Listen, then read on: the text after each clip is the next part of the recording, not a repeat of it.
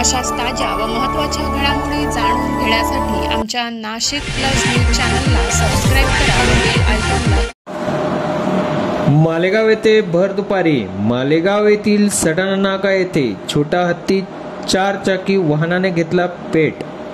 मालेगाव येथे भर दुपारी मालेगाव येथील सटाणा नाका येथे छोटा हत्ती वाहन क्रमांक MH03 AH 8535 या 4 चाकी वाहनाने पेट घेतल्याने एकच धावपळ उडाली।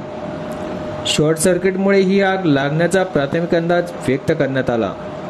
या गाडीमध्ये दवाखान्याचे वेस्टेज मटेरियल होते, तर आगीत कुठल्याही प्रकारची जीवित हानी नाही, मात्र आगीत संपूर्ण गाडी जळून खाक झाली।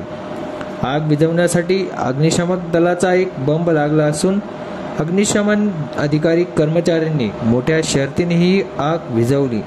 या घटनेमुळे मात्र मालेगाव सटाणा रस्त्यावर काही काळ वाहतूक ठप्प झाली होती।